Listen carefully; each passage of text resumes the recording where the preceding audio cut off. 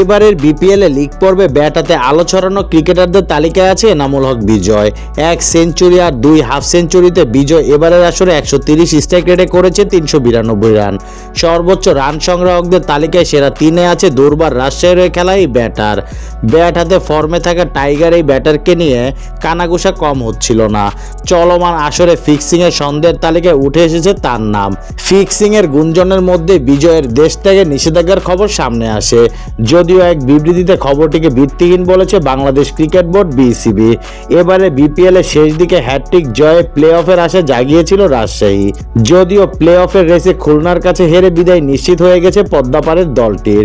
নিজেদের বিদায় নিশ্চিত হওয়ার একদিন পর বিসিবি ও টিম ম্যানেজমেন্টকে ধন্যবাদ জানিয়ে পোস্ট করেছে এনামুল হক বিজয়।